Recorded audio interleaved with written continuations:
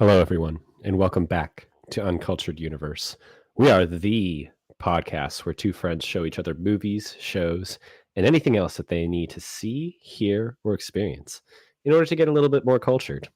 I'm your host, Joe, and I'm joined, as always, by the Uncultured Justin. Hi. Today, we will be we will be conning our way right into a weirdly healthy and supportive relationship. It's 2016's The Handmaiden. Man, so you mentioned anything someone needs to see, hear, or experience, Yeah. and all three are insanely present in this Oh, movie. did we pull a hat trick on this one? Is it just like a sensual overload, would you say? It is, yeah. I hope this movie won for sound design.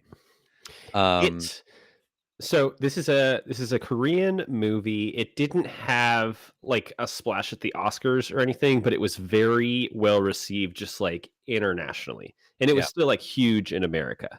sure. I think like in terms of like awards that we would kind of recognize, it won like international film at the BAFTAs, which is like the British Oscars. Sick. Um but that's kind of as far as it got there. But awards are not everything in this case, and this was much more of just like a cultural phenomenon. Yeah. This movie, it passed me by. This was not my pick. This was a Joe pick. Hmm. But this, first of all, this movie is a lot of things all at once. It's a lot. It's a lot. Period. A space capital LOT lot. Um, Well, but it was gorgeous to look at. yeah, I mean, fitting that this being our batshit insane mini series, Right. this was the first movie I thought of when you asked, what should we do for a batshit insane mini series, and when we define batshit insane, Webster's dictionary. No, um, I I wasn't going to pick something that was even like abstract or non-objective or anything, but this movie just like hit me at the time when I first watched it in a way that like few movies have. And Yeah. it was one of those movies where it was just like, God, I love that movies can be like this. That I love that we can you make can this. do things. It's like I love that they can just float a concept and then it just pays off tenfold This in spades. This movie is a roller coaster. It is a experience of the senses, as Yeah. you were saying. It folds back and forth on itself multiple times, each time kind of becoming a different movie in the process. And Yes. it's a ride from start to finish for the 2.5 hour runtime. There is so much double entendre with what you just said. Yeah, yeah. However, so a little bit of color to this experience. You said, "Hey, let's watch this movie. We're gonna check it out. Don't watch the director's cut. Watch it on Prime. That Oh my has the god. theatrical cut, which I did a little bit of digging, and that is the preferred cut. Yeah. Um, there's some extra scenes or whatever in the director's cut that like kind of ruin the movie, from what I read. No, it's so I also dug in on this too because I was very confused. So, for some context here, we spent about a month trying to watch this movie because I kept on delaying things because I got like two types of plague in the month of February. And I kept on being like, okay, let's watch it now. Let's watch it here. I sent you a link to it that ended up being the extended cut of the Mm, movie and not the extended. theatrical cut, Yep. which I realized because I started watching it and I was like, this feels really different than the movie that I remember. So it's Mm, not just more scenes, it's scenes in different orders. And interesting. I think they remove the narration, like the Mm, voiceover narration that happens in pretty yeah. much every scene of the theatrical movie. And so it's much more, I don't think it like folds back and forth on itself as much as it like does. It shows things more in like chronological order and lets you interpret what's happening as opposed to like hearing the characters' internal monologues explaining what's happening. Yeah. So I'm sure that's like a different experience that you can get value out of in a way. But when I realized it, I was like, oh God, no. Because like Don't watch this one. that's not what I was going for. Fortunately, you had not started watching it. I think I caught you like an hour before you started watching it. Yeah, you did, and, glad you did, because, yeah, I can't imagine watching this movie in chronological order because it kinda ruins it a little It bit. does. Yeah, yeah, Watching it in the 3 parts as presented from the theatrical cut make it fit more of that batshit insane kind of motif or what I would, put into the bucket of batshit crazy because so you're like, "All right, we're gonna watch The Handmaiden, it's my batshit crazy entry," and we watched it over the course of 3 nights, 1 part per night. It was oh, about that was perfect. an hour or so for each one. So we got to the end of part 1, and I was like, "This movie's not that crazy." It's like, sure, it's a little sexual here and there, but it's like, "Oh, they like each other. We'll see what happens." This movie's not as crazy as I think it was gonna be, and then the next night, part 2 happens, and then it's like, "Oh, okay, I see what Joe's doing." And you told me to never doubt you again, which I never had.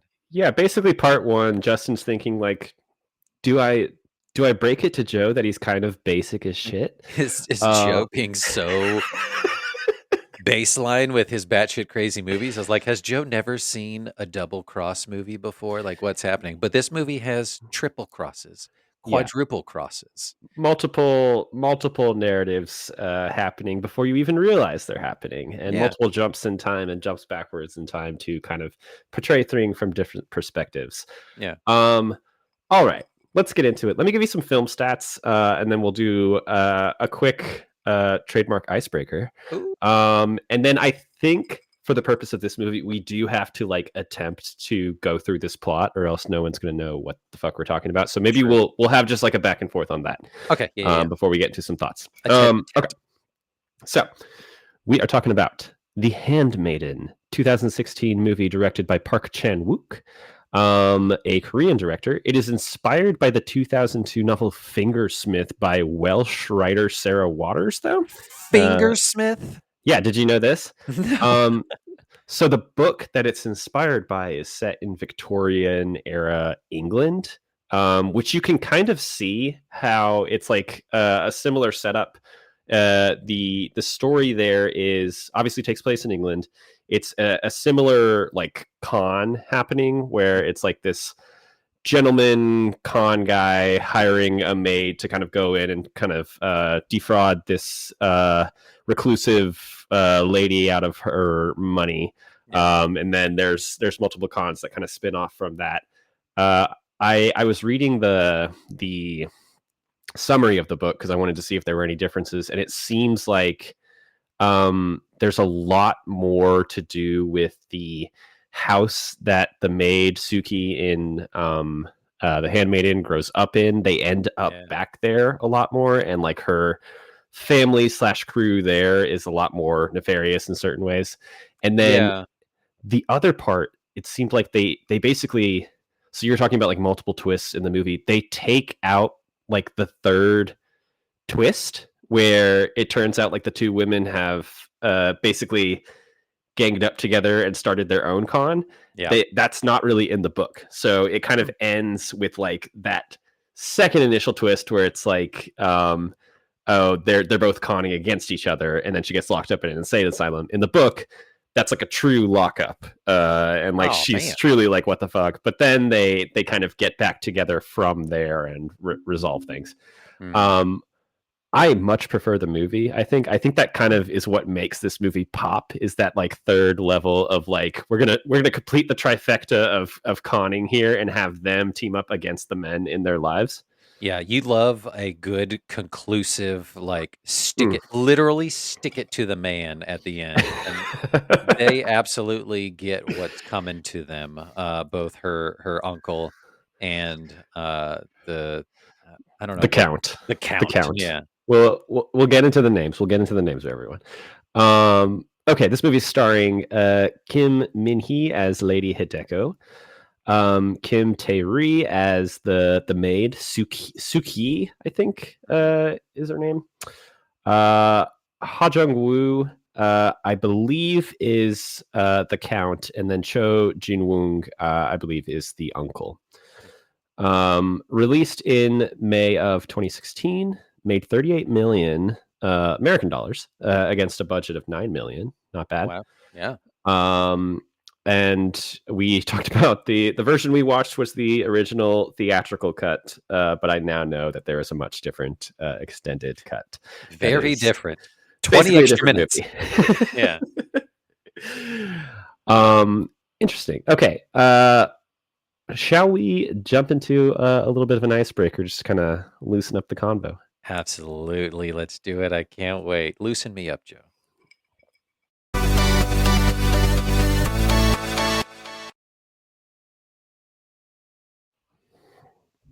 Okay, cool. Just a quick little game here.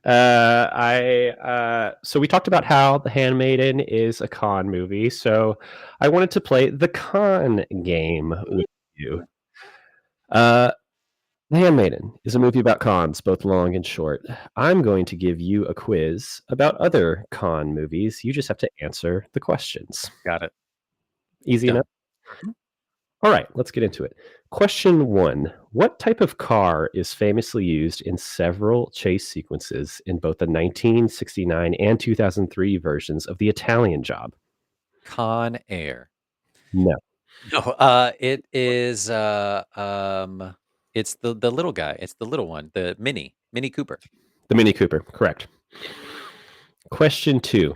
Name 6 actors who starred in all 3 movies of the original Ocean's 11 trilogy. Con Air. Yes. Bruce Willis. Bruce No. Springsteen. No, No. who's the other guy with the Brad Pitt? You got 1. George Clooney. 2. Julia Roberts. She was only in 2 of them. Oh, the old guy. That one old guy. Yep. Carl Reiner. Yep. Yep. You got it. Casey Affleck? Yeah. Who's Yep. You're on a crazy route with this. Yeah. Matt Damon. Yes, that's 5. All right. It's been a long time since I've seen any Ocean's 11 movie. I thought this would be an easy question. I'm sorry. No. Oh man, who's oh, he was in the football movie we watched, Varsity Blues. He's like the partner with Casey Yep. Affleck. He's Casey Affleck's brother in the movie. Who is it? Yep. I don't I'll give remember it to his you. name. Scott Yeah. Conn. Scott Conn. Scott Conn. That's it. That's 6. Okay. Okay, let's continue forward. Oops. Twist alert. This game is no longer the quiz about con movies that you thought it was. This game is now the subtitles game. And it's the classic game where you answer questions about subtitles. Are you ready? I'm ready. Okay. Question number 1. Which director famously said in his Oscar acceptance speech that once you overcome the 1-inch tall barrier of subtitles, you will be introduced to so many more amazing films? It was whoever did Crouching Tiger. No. Ah. It was whoever did Parasite. Okay. That guy. That's Bong the Joon-ho. Bong Joon-ho. Yep. Got it. Question 2. In the movie The Handmaiden, which 2 languages are primarily spoken on screen, and what color subtitles are used to denote each language? I think it's Korean and Japanese, and I think Japanese is yellow and Korean was white. Yeah, I think it's Yep. like white or pink. Mine was pink-ish, but I think it's white. Yeah. Yeah. Yellow and white. Mhm. Okay. Which I appreciated that. I know. They disclaimered that at the beginning. The extended version that I gave you did not have those subtitles like that. We would have been completely lost. Screwed. Yep. Yeah. Question 3. Are you the type of person who typically has subtitles on when watching movies or TV shows? Why or why not? Yes, because I'm a millennial. Okay, cool. Answer. Great answer. Moving on. Twist alert. It's not the subtitles game anymore. Maybe it never was. We're spinning the whole board around, and you now have 30 seconds to come up with a game to make me play based on or related to the movie The Handmaiden. Go. How many movies have we watched with a passionate Sapphic love scene? Counting for this podcast. and Howl's Moving Castle, I would say no. I think What was the other movie that we watched that had a passionate, lesbian love scene? did we watch another one? Yeah. Shit. We saw it at I'll give you a hint, we saw it at the Plaza Oh. Theater. Oh, this and Black Swan. Yeah. Okay. So, fun for everybody. What was the title of your game?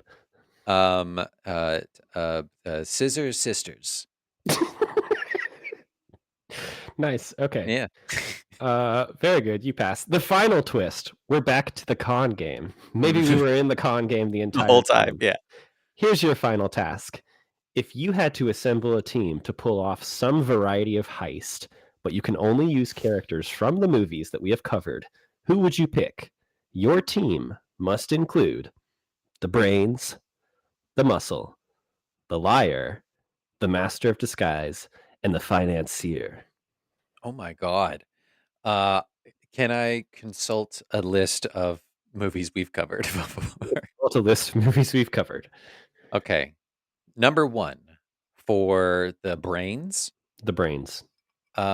this is going to be from the episode that you weren't on, where we did Interstellar, and it's going to be, um, Michael Caine's character from Interstellar, Smart. 'cause he's Smart. super smart. He's super smart. He's in the The background of everything with like a toothpick, and he's like, "Here's how it's gonna go." right. The muscle, The muscle. uh, the muscle is going to be Mel Gibson's chicken character from Chicken Run. No, because Okay. no one expects it. No one expects No it. one does. No. Master of Disguise, Master of disguise. Sam from Trick or Treat. That's really good. He's Yep, damn, terrifying. damn right. What were the next ones? The liar. The Liar. It's going to be David Bowie in Labyrinth. That's pretty good. Yeah. He's a good liar. Con man, go in and charm the ladies. Mhm. Okay, the financier. Who's financing the entire thing? Who's the money? The big Lebowski, old man Lebowski, with all his Oh, riches. Lebowski. Yeah. Interesting. Okay, so we've assembled a group of Quite the five guys for this heist. That's how we do it. Fantastic. Justin, thank you for playing the con game. I think you Great. passed that with That was great. flying colors. I love it. That was a good one. Ooh, let's get into some thoughts and prayers. Oh.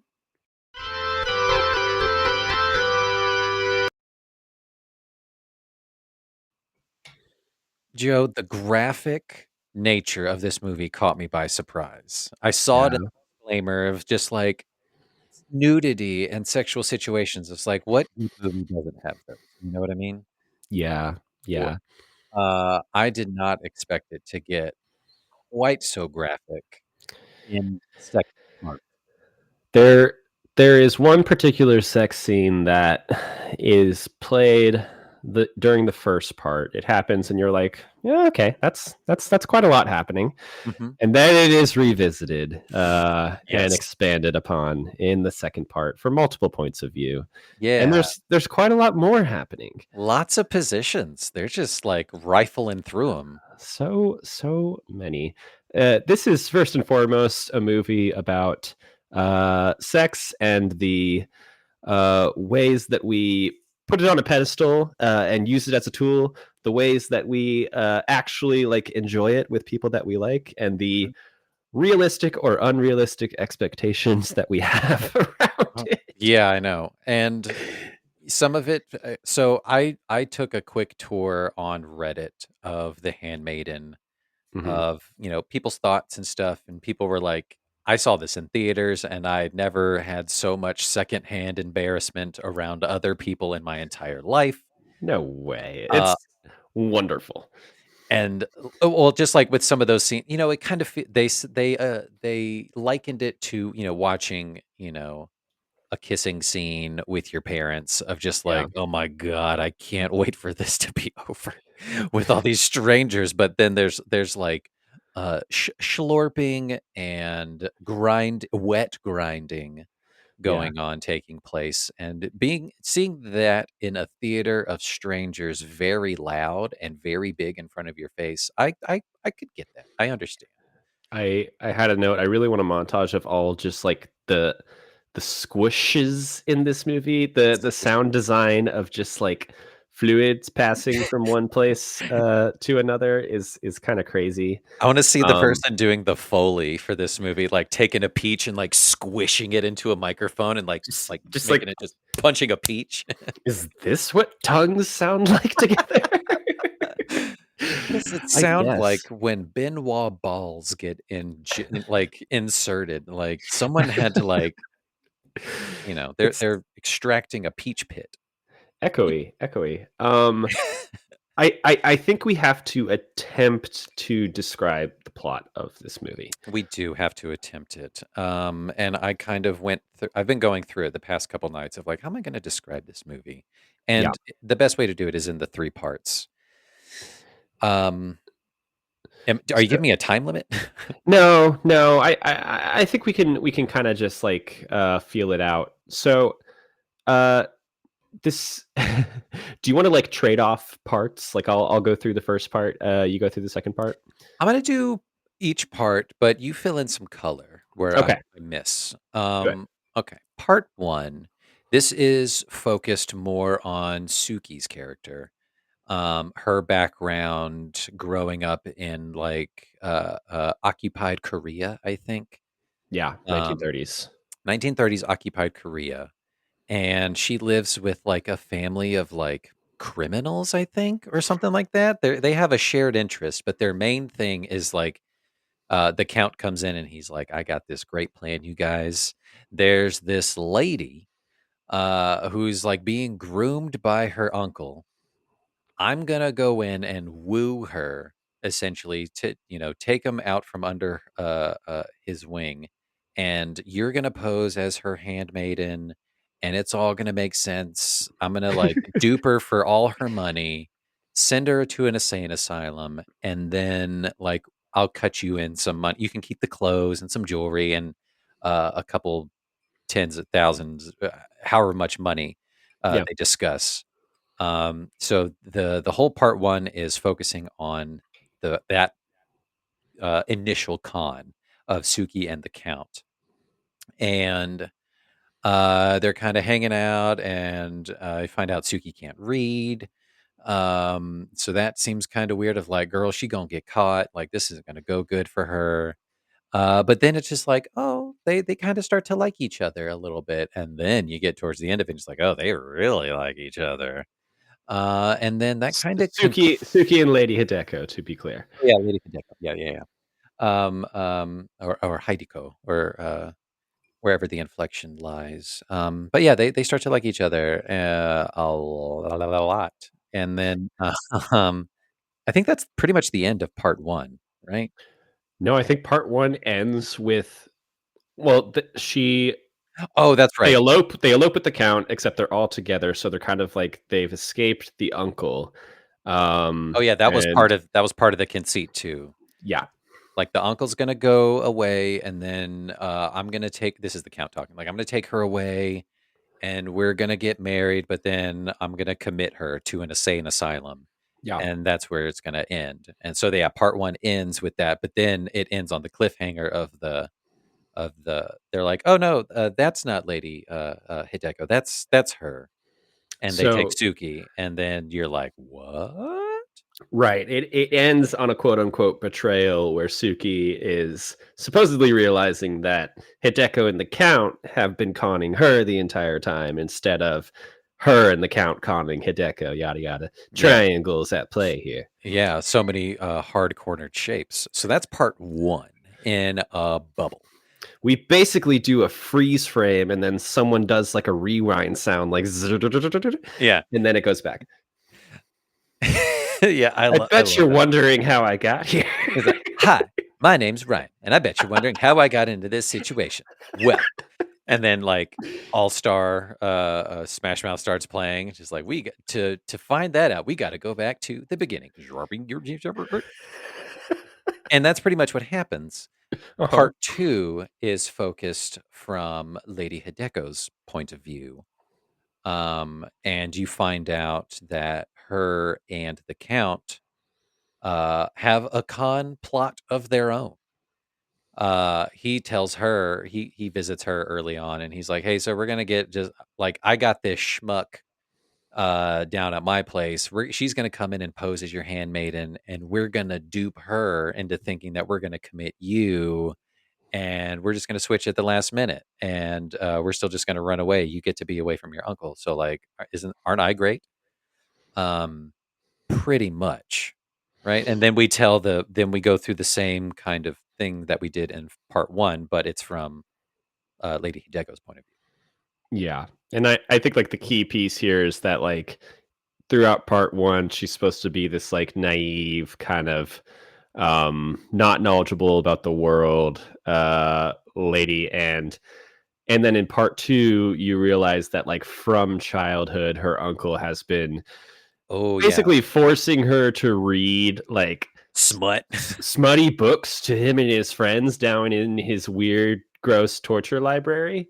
And so it's not that she's like naive to the way about the world, it's like she has had just like all thoughts of sex just like drilled out of her. Basically she's just numb to everything at this point, Yeah. and so she wants to get out and maybe wants to die, and you can't really tell, and so the count is Yeah. kind of her way out in that way. But as as also happens with Suki, she doesn't really expect their relationship to blossom in that way. And Mm-mm. so that's the turning point of this all, is like they both don't expect to fall for each other, and that's what kind of throws everything up in the air. Yeah, this part dives a whole lot more into Lady Heideko's background, where it is very disturbing, very dark. Um, Yeah. Living at her uncle's house of just like, like sexual torment and threats of whatever may be in the basement. Yeah. Like Jesus Christ, like I thought part three was gonna go like full like Lovecraftian of because they kind of hint at it a little Yeah. bit of Lots of octopus stuff. lots of weird octopus stuff, and then there's like one weird shot in the basement in part two, and like you can hear something writhing Mhm. wetly, like if there were those kinds of subtitles, it would say writhes wetly, and you're like, what the hell is that? Is in the basement. Total Um, freak writing these subtitles, that's for sure. No kidding. Just like, yeah, let me describe this. Can't wait. Um, it's so gushy. Uh, Unfathomable gush is the subtitle to this movie. But Yeah. yeah, like crazy stuff where she, of course, she would be such a numb person, and you find out like the history with her mother a little bit. So I kind of wished which I think you mentioned there's more of it in the book or maybe the extended edition, but there's a little bit more background of Suki's character Mhm. and that whole side, like her posse of con artists. Yeah, you get kind of like a voiceover of her explaining like her mother was a con artist kind of on the streets, Yeah, and she almost has like a legacy of conning to live up to, and right. that's why she's kind of like taking this job. And so that's what her driving force is coming into this house. And so she doesn't really have much identity beyond that, other than just kind of like wanting to move on up until she gets a little crush on the Y- lady. Yeah, which I guess, yeah, by comparison, her background is not as interesting or as in depth Hmm. as Lady Heideko's is, where it's this whole other fourth character now of her uncle, and how like just like deep his claws are into her, Yeah. and has been her whole life. Teaching her, like forcing her to read and learning how to read Japanese and stuff like that, and then like just all this crazy wicked smut, insane. That's part two. Part 3 is where it really comes apart, of just, like, we're off the rails of now this is the 3rd con where we find out that, the ladies, eventually kind of become aware of each other's con, Yeah. with each other of, like, "Well, I you thought you were tricking me and I was tricking you the whole time. This was going to be whatever. But they come to some agreement that like this is their respective plans to each other. But like we're gonna get them both. Um, and they kind of just run away together, you know. Yeah. And I mean, the way that all of this unfolds is basically like going over the same narratives again and again from different perspectives and giving the audience more information each time. And Yep. so there's parts in part 1 that actually happen like before and after parts in part 2 and 3, and you don't Yep. really realize it, like them running away at the end of part 1 to the count. You don't really realize like all of part 2 happens like before that scene. Right. Oh yeah, Like when they're in the boat. Yeah. yeah, when they're in the boat, and then part 2 goes in and like gives context to that.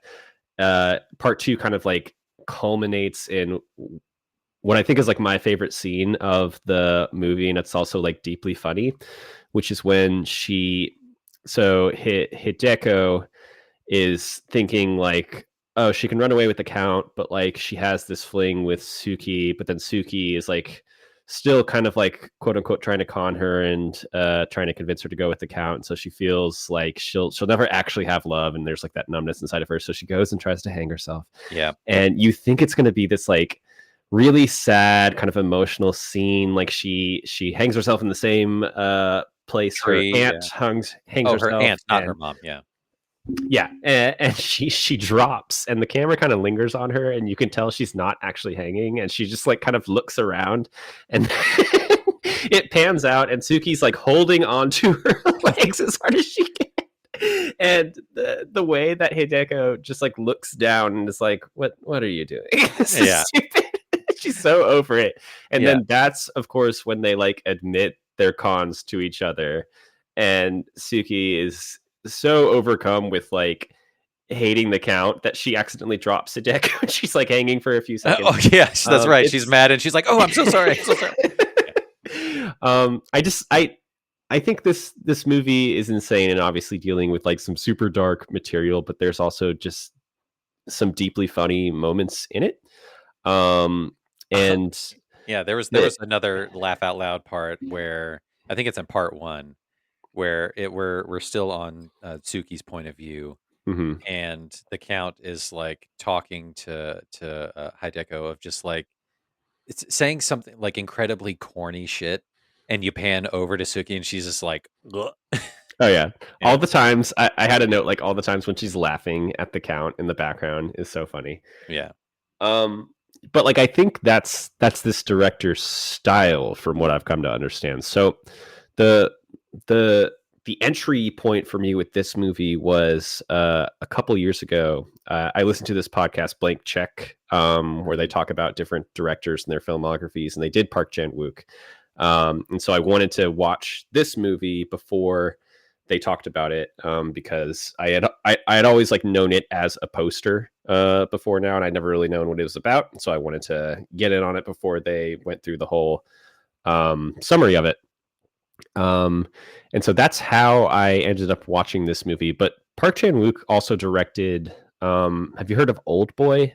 yeah. It's part of like the Vengeance trilogy. Yeah, Yeah, yeah, he did the Vengence Trilogy, and then he also did like Stoker. He did like Decision to Leave more recently. So he deals with these really kind of dark corners of the world, but like yeah. puts them in this like really like graphically colorful and sometimes comedic lens. Oh yeah. There's a dark humor behind a lot of it. Yeah, can we talk about real quick about just like the visuals, like some of the shot, the cinematography Hmm. period, Hmm. and just the stage direction of some of these shots are just masterful. Stunning. Like Stunning shots.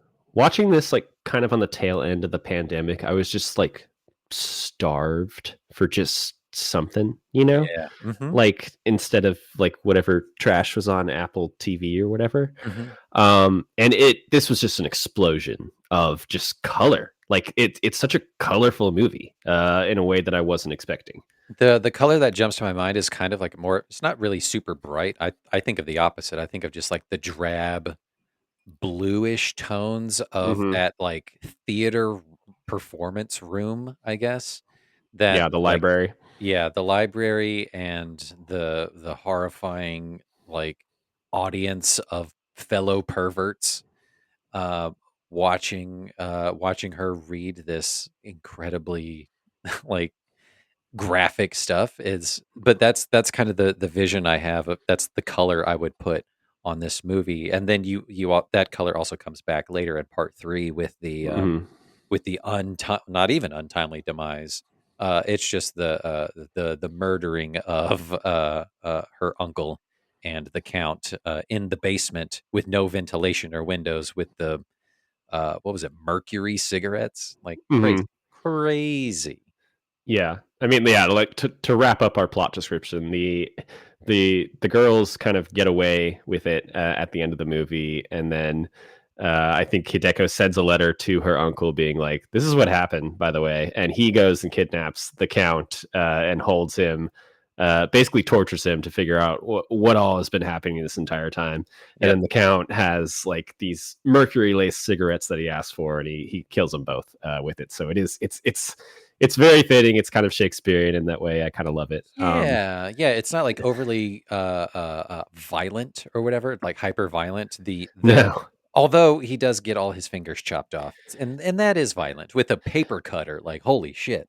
but Uh, even then, it's kind of like funny. They're just kind of like having a conversation the mhm. entire time, Yeah, and just like it doesn't feel like horror movie, like, Hostel or anything like that when you cut people's fingers off. He's kinda taking it in stride, which is just like, "Hey, good for you, man." yeah, But yeah. he knows his goose is cooked, so that's why he's ripping mercury cigs like it ain't no thing, knowing that he's just gonna kill them both, which is pretty rad. Like you said, super Shakespearean, really cool. Yeah, I think like I mean this is kind of diving into the main course. I don't know if we want to do a bit of a main course transition getting into there. Oh, yeah. Give it to me.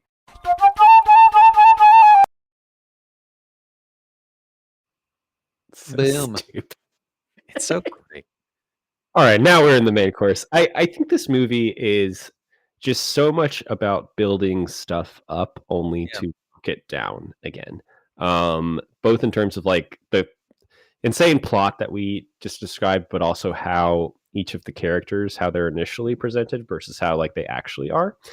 Um, and so you get it with like the parts of the movie, how all of the plot that happens in the first movie is kind of like knocked down and disassembled in the second part. yep, And then that's continued again in the third part where you kind of complete the con there. I also think like the count is kind of way more interesting of a character than he has any right to be, because he seems kind of like the standard sleazebag in the first part where he just wants to like get his rocks off or whatever and marry this woman and commit her to an insane asylum, steal her money. And then in the second part, you get the idea of like he is this guy who came from nothing and he's doing this con, and he realizes first and foremost when he first meets Lady Hideko that he's not going to be able to like seduce her in that. yeah, And so he immediately meets her on another level and is like, okay, let's team up in kind of like a platonic, quote unquote, for now way, yeah. um, that gives you what you want and I get what I want. And then that kind of falls apart in the third part because he eventually does succumb and wants to just like have sex, and she's like, "No, fuck off." Um, I'm going to, like, knock you out, and that was a cool, tense scene. I yeah, was like, "Take drink just take a drink. Take the drink. What are you doing?" again, And then just fluids. the quick pivot to, like, "I'm gonna take a sip," but, like, shotgun it to him, was nothing short of genius. Yeah, but then I like where we end with him, where he again, like he's getting tortured in this basement, but he's kind of like he has this vibe of like you got to hand it to him. You know, they did it. Yeah, He's just like he's just having a conversation with the uncle, like we both lost this. Like we're yeah, it. This is it. We're done. yeah, I thought there was, talk about funny moment, like, some levity, when, like, the 2, I guess I don't know, thugs or whatever from her uncle's retinue Yeah, come to his to that hotel room or whatever, and they have the swords, and they're like just laughing at him like as he wakes up. He doesn't have his pants on, and he kind of just yeah. like looks around the room, and he's like, "Could you hand me those, please?" Like really off the wall, pretty funny. Um, and then only to cut it back where the girls go back to the house and Suki is like destroying everything in the library, and it's so cool, That so is powerful. my other favorite scene, from the movie, and, like, another example of, like, setting something up to, like, literally knock it Tear it down, down. I towards the love end, it. because you set up this library as, like, this almost, like, indestructible, like, this is the evil uncle's home base, and he controls every inch of it, and this is where all of his valuables are. This is where, like, his actual heart lies, is in these, like, valuable porn books.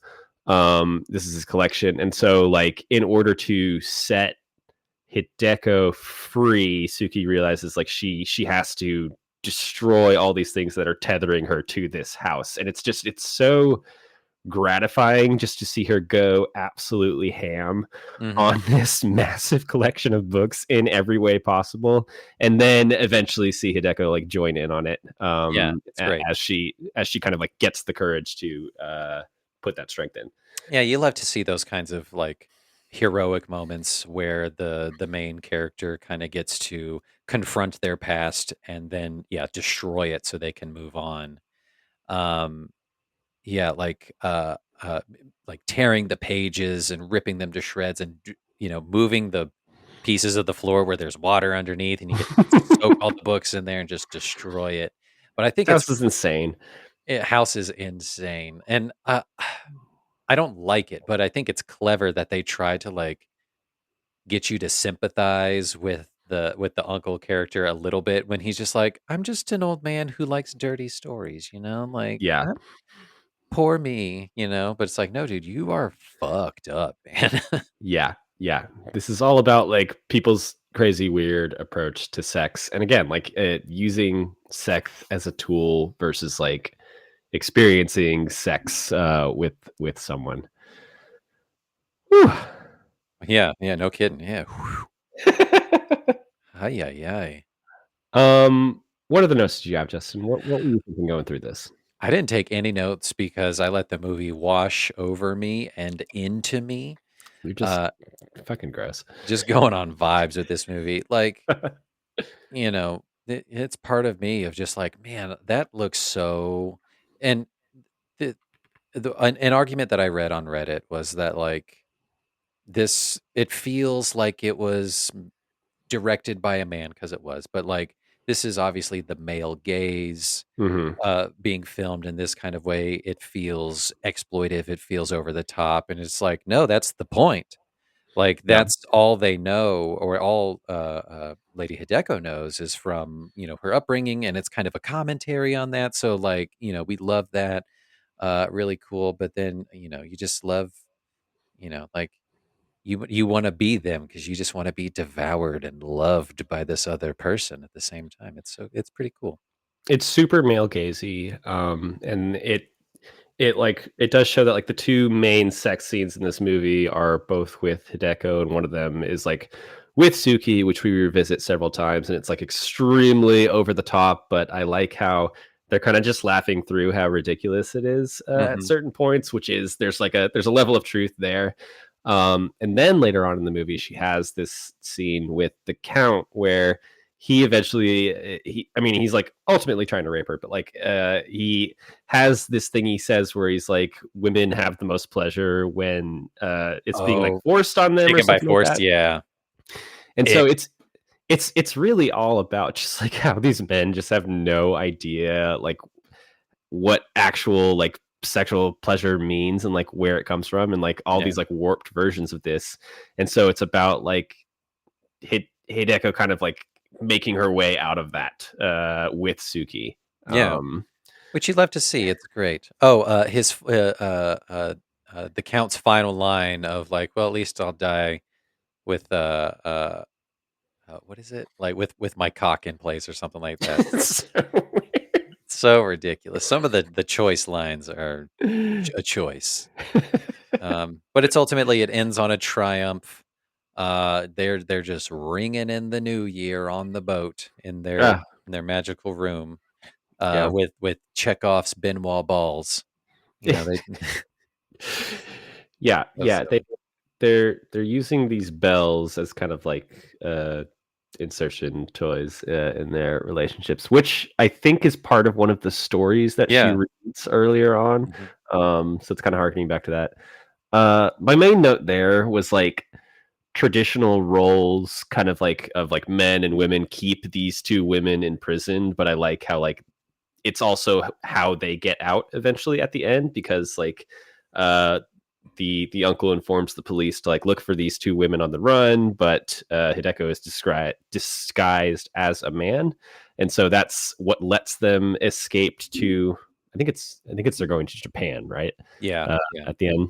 Mhm. It's kind of a cool like turning that on its head. Yeah, love that. Love a little drag moment, love a dramatic escape, and then to celebrate with more just, gratuitous, sex on a boat. Sex Uh, on a boat. and then it ends there. Yeah, Like, no prologue, no epilogue, no, like, they lived happily ever after. It's like, nope, they're just banging on a boat, and they escaped, and the 2 bad guys are dead, and that's all you need. yeah, it's kind of one of those movies where you don't expect a happy ending just because like so much crazy shit is happening. Mhm. But it's ultimately about these 2 characters just really taking hold of their life, in a way that they haven't before, Ta and these men don't know how to deal with that. Taking hold, HOLE apostrophe D, I taking can't hold. I I can't say can't. anything in this episode that doesn't sound like a double entendre. Yeah, well, this is the rare single entendre. You can say anything and it fits in this movie. Um, but no, like, this was a good Fits. it fits. Your cat just looked up. Yeah. So I got a good idea of, like, all right, so this is how high Joe is swinging with his batshit crazy, which, we love a twist and a twist on a twist and a double cross, triple cross, quadruple cross. We love asynchronous storytelling. Uh-huh. So I get it. Like, this is a solid entry into this batshit crazy series.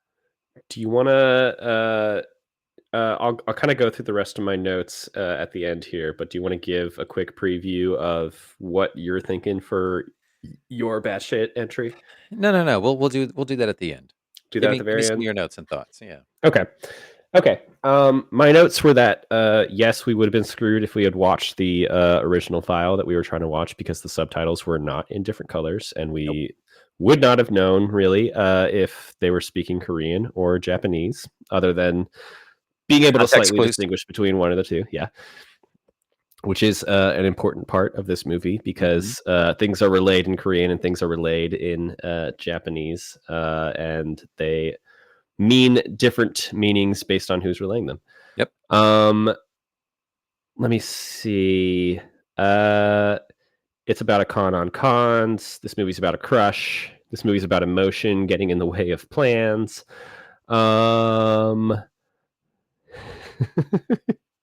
I think I wrote this movie rocks like 6 times. Um, Movie rocks. ROXXX. This movie rocks. I like when they hold hands when they're having sex. That seemed nice. It's sweet. And they hold hands in the boat, and she puts her head on her shoulder, and it's really sweet. Apart from the traumatizing smut readings, I do want this library, unfortunately. This Um, exact library or just the layout? Or, no, like, the okay, layout, different show. books. Different books. I want the room. Uh, Okay, that's better. doesn't even need to have the crazy torture basement in it. With the octopus just waiting. Yeah, yeah. That Yeah. octopus seemed happy. He looked cramped, not happy. Yeah, small Is tank. that where he was getting his ink that he was just, like, licking the whole time? Oh my god, you think so? I didn't even make that connection. Yeah, I was like, "Oh, that's where he gets his ink from." He's gross. A lot of He's gr lots licking of in this movie. Lickings of various varieties. mhm, licking gush. But I want to talk about real quick, and then we can close out. You mentioned the poster earlier on, and I have the poster up, and it's such a powerful poster, I love it. um, because it tells the picture. I mean, it Yeah. tells the story. It's Uh, literally just like what their hands are doing is the story. yeah, 100%. Just so much control, being telegraphed, the way that Suki's eyes are looking, them holding hands, but, like, the 2 men are keeping her down, like, that is a masterclass of a poster design. It's so cool. Like all of the shots in this movie are just so cool and like intricately set up. And you could, I mean, you could analyze each frame of this movie the same way you analyze the movie as a whole, which I think is cool, and I think movies are cool. I think movies are cool. Yeah. Uh, um, yeah, all it's right, great. give me some final thoughts on the Handmaiden. Final thoughts, super crazy, but not, to the effect that I thought it was gonna go. I thought it was gonna go crazy Lovecraftian, there's a monster in the basement, and it's gonna be let loose and all this kinda Yeah, stuff. But yeah, even still, like, it was a good, a fun, out of order narrative and, crazy sex, but, that's just par for the course. It was a fun movie. It was it's a a fun good choice. movie. I think it. I mean, this isn't low hanging fruit. I think it really does build up to a lot of fun climaxes. Hey, many Truly, climaxes. truly, truly does. Truly does. Earned climaxes. Mhm. You gotta talk her through it, sometimes. No, this is great. I enjoyed The Handmaiden. Ah, fantastic.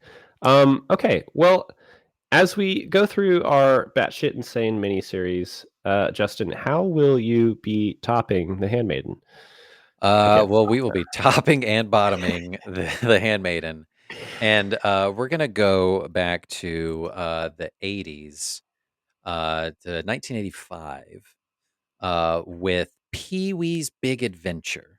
I watched this movie so much as a kid. And I can't this is the only movie that I can think of that jumped into my brain when we were talking about a batshit crazy. Like, what's the most craziest movie you've ever seen and can think of? And to me, it's this one. There is so much just burned into my brain from watching this on repeat as a child. And I can't wait for you to be awash with so many horrifying visuals.